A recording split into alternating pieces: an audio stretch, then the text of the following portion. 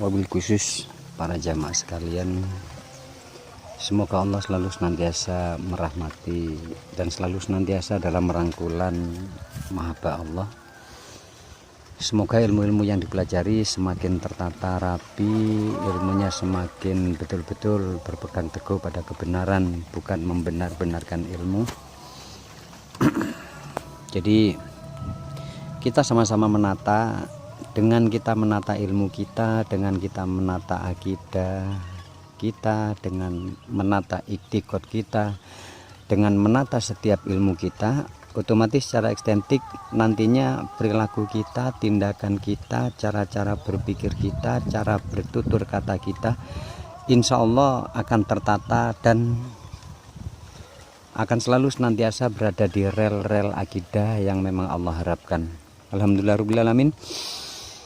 Untuk kali ini saya akan berbagi tentang pengetahuan tentang ilmu wujud, tentang wahdatul wujud.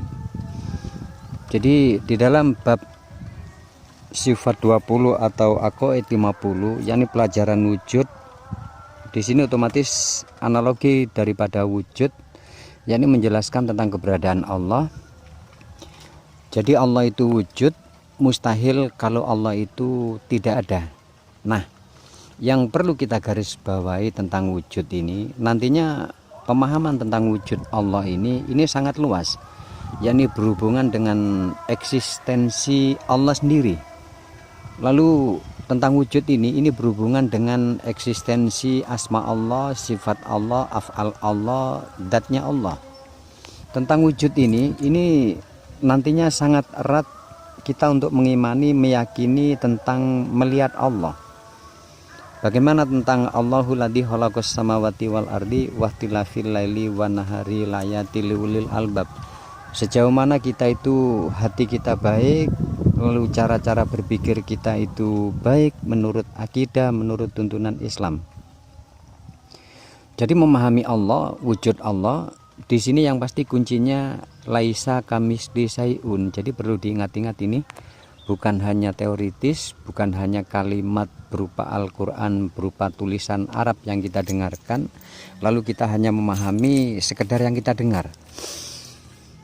Laisa kamitsli syai'un memiliki arti, memiliki pemahaman bahwa Allah itu, zatnya Allah itu betul-betul tidak bisa diumpamakan, digambarkan, dibayang-bayangkan. Dan apabila kita itu salah memahami tentang babakan wujud, maka akan salah untuk berikutnya. Nantinya secara luas ini termasuk hubungan dengan mungkin tatkala kita meditasi, tatkala kita itu lagi iktikaf, waktu kita bertakarub kepada Allah, mungkin ada penampakan cahaya yang besar, lalu cahaya itu mengaku Allah, atau nampak apa macam-macam, ngakunya ini. Nah, di sini kuncinya di ilmu wujud. Lalu memahami secara luas tentang wujud itu sendiri, nanti bagaimana tentang wujud eksistensi alam, tentang wujud yang sangat berhubungan dengan ilmu, termasuk bagaimana dengan wujud Allah menciptakan sesuatu yang sangat berpasang-pasangan di jagat raya ini. Pastinya seluruh apa yang Allah ciptakan itu yang berupa wujud. Yang pasti di sini kita harus memahami termasuk hubungannya dengan apa yang dihalal haramkan, apa yang dinajiskan. Di dalam bab yang lalu saya telah membahas bahwa di dalam diri manusia itu mengandung jagat raya, itu ada di dalam diri manusia. Malaikat, jin, setan, iblis, seluruh sifat-sifat binatang, seluruh sifat-sifat termasuk bunglon, sifat yang hidup di dua alam dari binatang, sifat-sifat segala sesuatu yang ada di jagat raya ini, seluruh sifatnya saya menjelaskan ada di dalam diri manusia. Akan tetapi wujud harfiahnya, wujud daripada benda atau materinya itu tetap ada di tempat alam masing-masing. Kembali tentang pemahaman wujud, yang pasti pemahaman wujud itu, wujud Allah itu tidak bisa kita itu menggambarkan Allah seperti ini, Allah nanti wajahnya seperti ini, Allah nanti seperti ini, dibayangkan seperti manusia ciptakan atau menggambarkan seperti makhluk. Jadi untuk memahami tentang wujud Allah secara benar, yang pasti bagaimana? Kembali lagi, Allah akan bisa difahami dengan benar apabila hati kita itu benar, apabila hati kita itu bersih, apabila pikiran kita itu bersih. Apabila pikiran kita ngeres, hati kita ruwet, hati kita bingung, hati kita bimbang, kita yang memiliki jawabannya. Bisakah kita memahami Allah dengan benar atau tidak? Kembali tentang wujud. Sebagai bahan acuan untuk memahami tentang esensi Allah, tentang zat Allah, seperti contoh gampang-gampangan aja, nafas kita yang berupa O2 yang masuk, CO2 yang keluar. Bagaimana? Bisakah kita itu membayangkan wujud secara ekstentik dari materi O2 atau CO2? Atau banyak lagi, sangat banyak lagi untuk percontohan. Bagaimana tentang suara kita? Bisakah kita itu mempresentasikan tentang wujud suara kita yang keluar? Belum lagi tentang hal-hal imateri. Belum lagi tentang hal-hal fisik yang multi tentang esensi dan substansinya. Intinya memahami Allah itu tetap kembali lagi kepada hakul basiro kita itu. Kalau hakul basiro kita, hati kita, jiwa kita, akal kita, pikiran kita bersih, insya Allah kita akan memahami Allah dengan benar. Akan tetapi apabila kita meruwetkan tentang kehidupan dunia, membuat sibuk sementara waktu, kebingungan di dalam urusan dunia, di dalam urusan segala sesuatu, apalagi ilmunya hanya sekedar taklid atau ikut-ikut mendengar tanpa diobservasi, tanpa dipikir secara luas menurut hukum-hukum rasio, hukum logika, termasuk dalil-dalil dari Rasulullah, termasuk Al-Qur'annya, pasti kita nantinya akan melenceng tentang memahami Tuhan. Memahami bab wujud, yang pasti wujud ini silakan para jamaah kembangkan secara luas. Jangan pernah kita itu menjadi orang-orang yang picik pandangan untuk memahami tentang wujud Allah itu hanya dibayangkan menurut kemampuan kepikiran kita, lalu membenar-benarkan dari konteks kemampuan kita itu berimajinasi, atau kita itu mereka-reka menghayalkan tentang apa yang kita bayangkan. Jadi sangat jelas di sini ilmunya apabila kita itu mempelajari tentang sifat 20 dengan benar, lalu urut-urutan hijayahnya sifat 20 dari kitab Hidayatul Ummahnya dengan benar, lalu si mursyid atau si guru itu menyampaikan dengan benar, insya Allah kita akan tahu tentang kebenaran tentang wujud wahdatul wujud. Dan pada akhirnya nanti apabila kita sampai di dalam inani anallahu la ilaha illa ana, apabila kita itu mungkin tahu tentang pemahaman tentang ketiadaan diri, tentang kita itu banyak hal, tentang pemahaman kebatinan. Jadi kalau kita itu memahami ilmu, insya Allah dengan penuh kepekaan, kekritisan, lalu kritis di dalam berpikir, bijak di dalam kita itu memahami tentang ilmu, lebih-lebih tentang wahdatul wujud, yang mana tentang ilmu wujud ini memegang peranan penting untuk memahami tentang eksistensi ilmu, untuk memahami tentang substansi ilmu. Seperti contoh ketetapan alam yang kita bisa pelajari dari wujudnya. Seperti contoh, sekarang buah mangga dengan seluruh perwujudannya, mulai dari akarnya, pohonnya, dahan, ranting, lalu dari daun, dari bunga, lalu dari buah yang dihasilkan sampai masak, lalu kita bisa menikmati dari buah tersebut. Di sini memiliki filosofis artian yang sangat luas. Yang namanya mangga itu kalau muda pasti asam, dia itu memiliki ketetapan seperti itu. Dan apabila nanti sudah tua, apabila nanti sudah ranum dan masak, bisa kita nikmati, rasanya seperti itu. Dan seperti mangga tidak pernah iri kepada taruhlah kepada pohon-pohonan yang lain, kepada buah-buah yang lain. Mangga memiliki keteguhan di dalam ciptaannya, di dalam Allah menciptakan mangga seperti itu wujudnya, dan Allah seluruh manfaat dan fungsi dari mangga itu sendiri seperti itu. Seperti cabai tidak pernah iri kepada tebu yang memiliki rasa manis daripada pohonnya. Jadi si cabai tidak pernah iri kepada asam yang memang memiliki buah asam. Si cabai tidak memiliki rasa iri termasuk kepada rasa-rasa yang memang ada selain daripada pedasnya garam. Nah, dari sini kita bisa mengambil acuan, seluruh ciptaan Allah yang berwujud itu adalah pelajaran hidup bagi diri kita, bahwa apapun yang diciptakan Allah memiliki ketetapan masing-masing dan mereka itu tunduk sujud dengan takdir dan nas dari Allah. Nah, kita sebagai pribadi manusia memiliki miliaran yang ada di cerebrum kita, yang mana perwujudan dari pikiran kita, bagaimana kita itu cara mengimplementasikan setiap apa yang kita pikir, yang kita niatkan, yang kita lakukan berhubungan dengan wujud tadi. Kalau kita selalu senantiasa melihat Allah, berpegang teguh dengan as-sholatu daiman abadannya Allah, kita selalu senantiasa mengingat Allah, kita selalu terhubung, terkoneksi dengan Allah, insya Allah kita akan selamat. Bagi para jamaah, seperti yang saya sampaikan kemarin, kita adalah orang-orang yang memang bersumpah untuk mempelajari ilmu tauhid. Kita adalah orang-orang yang bersumpah untuk memeluk agama Islam, dan sumpah kita itu sinonim daripada janji kepada Allah, janji kepada diri. Janji saya adalah orang Islam, janji saya adalah orang tauhid, janji saya adalah orang yang beriman. Otomatis orang-orang yang berjanji, yang bersumpah, itu pastinya ironi kalau kita tuh mengingkari tentang janji kita. Kalau kita mengaku orang bertauhid, mengaku Islam, yang beriman kepada Allah, sementara sudah bersumpah untuk berbuat baik, bersumpah untuk selalu senantiasa mengendalikan apabila pada diri ada yang tidak patut, andai kata kita itu mungkin macam-macam perilaku kita, mungkin masih seperti orang-orang umum yang masih mohon maaf, suka ngerasain orang lain, mengkafir-kafir, menyesat-nyesatkan orang lain, lalu menyalahkan agama orang lain, lalu banyak hal-hal tentang kenegatifan. Bahkan mungkin secara luas kita memperturutkan tentang amarah kita, memperturutkan tentang ego kita, memperturutkan tentang emosional kita. Nah, pertanyaannya,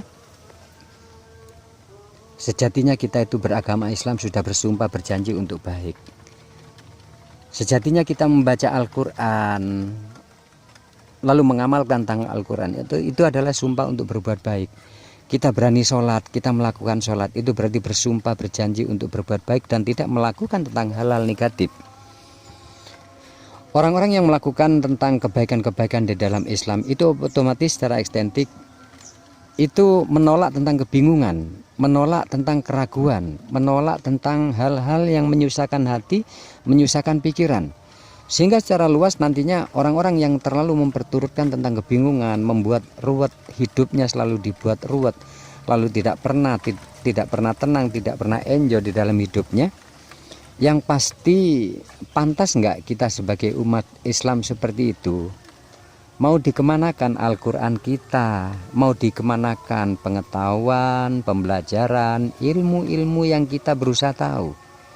Mau dikemanakan Allah kita? Mau dikemanakan susah payahnya Rasulullah Muhammad SAW mengajari kita tentang Bismillahinurin nurun ala nur. Islam mengajarkan tentang kebaikan. Ironi apabila kita menjadi orang Islam, menjadi orang yang beriman, menjadi orang yang notabene mengaku tauhid, perilaku dan tindakannya masih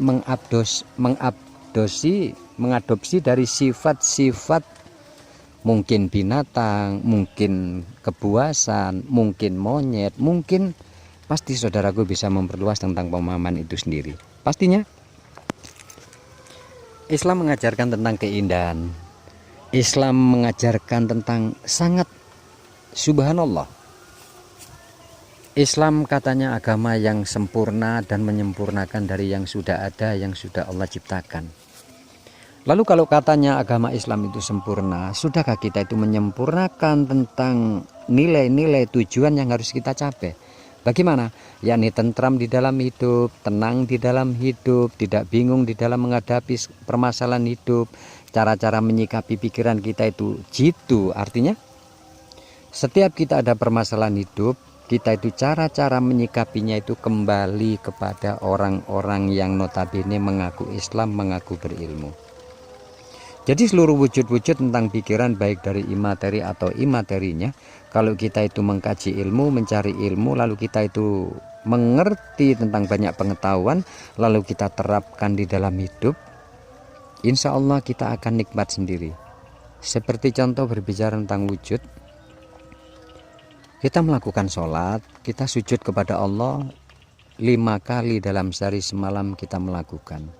Otomatis kita diciptakan oleh Allah, dinaskan, ditakdirkan dengan seluruh kodok-kodarnya.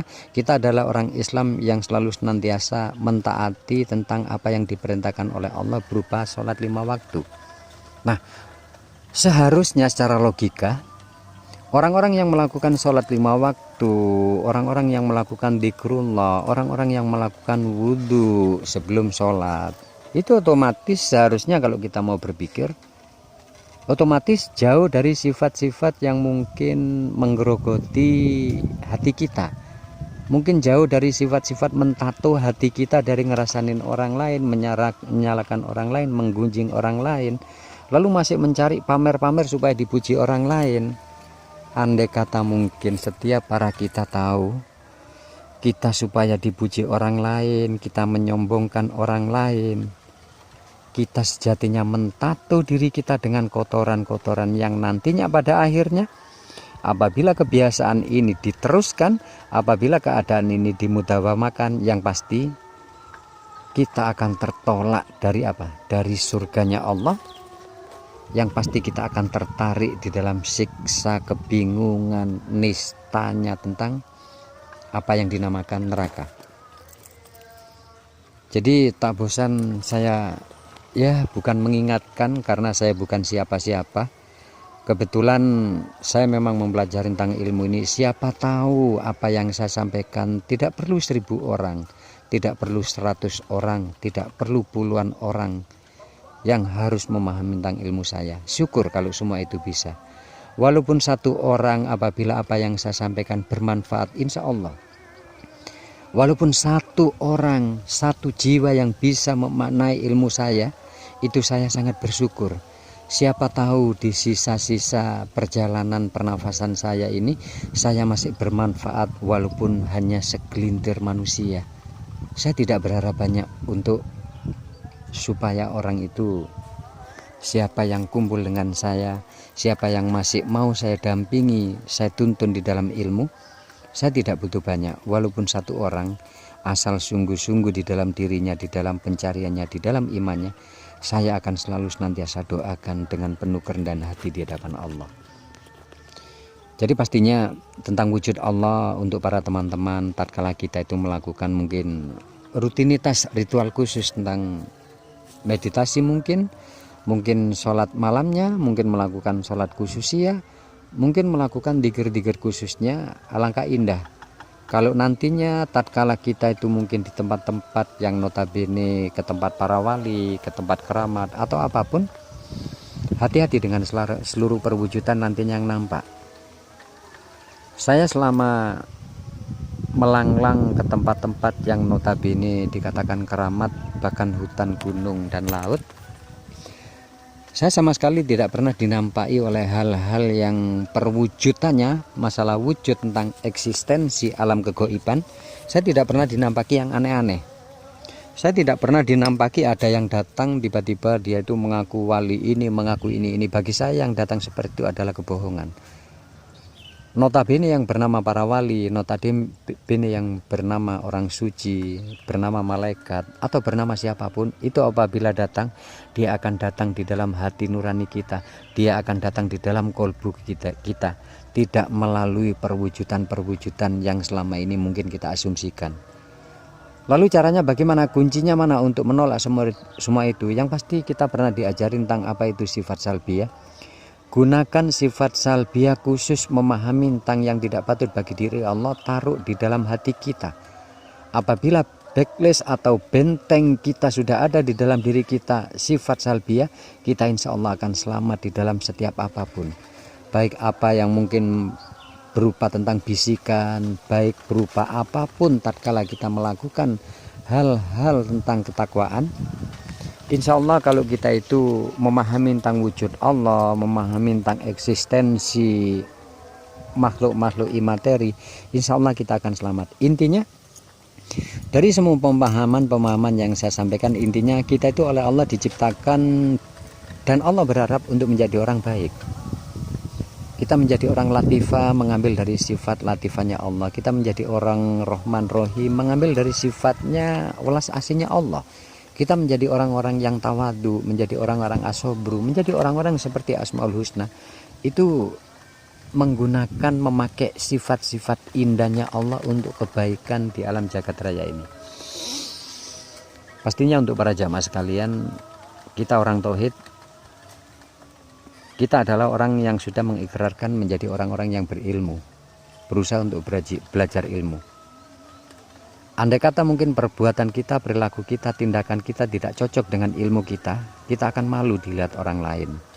Pantaskah kita sebagai orang tauhid kelakuannya masih tidak mencerminkan tentang ketauhidannya? Pantaskah kita sebagai orang Islam yang notabene masih melakukan tentang rutinitas ibadah, lalu perilaku kita masih seperti orang-orang umum yang tanpa ilmu? Kita ahli sholat tapi kelakuan kita tidak seperti orang-orang yang sholat. Naudzubillah min dzalik. Saya yakin para teman, para saudara, para jamaah sekalian, step by step, sedikit demi sedikit, insya Allah nanti akan mampu merubah tentang kecenderungan jiwa kita yang masih diperturutkan, kecenderungan dari lawama, sofia, mutmainah, dari amarah kita yang masih diperturutkan.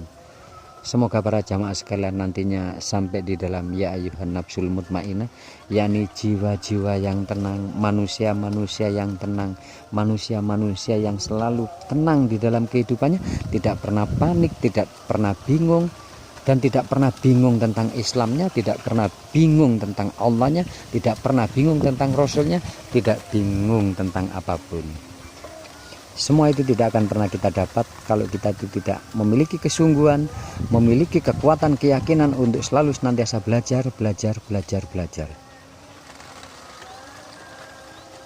Semoga para teman-teman menjadi orang-orang yang ahli di dalam mempelajari ilmu, yang memiliki kekuatan super dasar di dalam dirinya untuk menguasai tentang apapun. Intinya, semakin banyak pemahaman, semakin banyak pengetahuan, kita akan merasa nikmat nantinya. Insya Allah, itu doa-doa saya.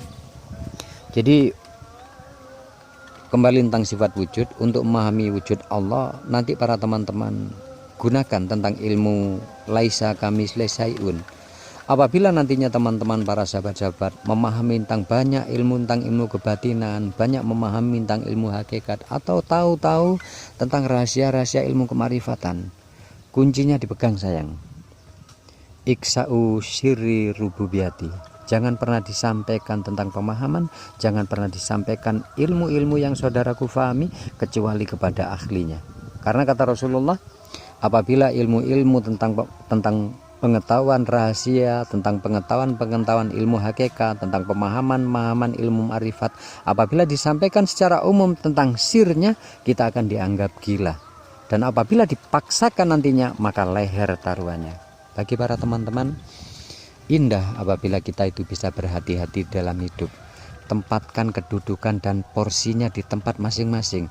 Apabila kita bisa menempatkan wujud kedudukan kita di tempat yang masing-masing, lalu kita bisa hidup di dalam pergaulan menurut pemahaman yang kita pahami, insya Allah kita akan selamat.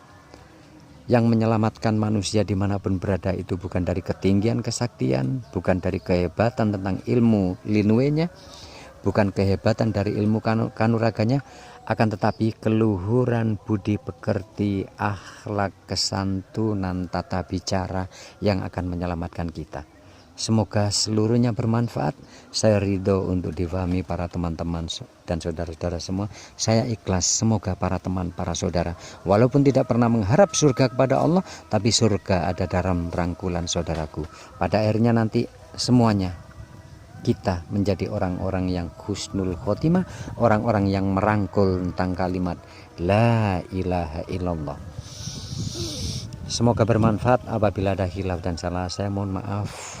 Semoga Allah merahmati, semoga Allah meridhoi, dan para saudara sekalian orang-orang yang terpilih oleh Allah. Amin.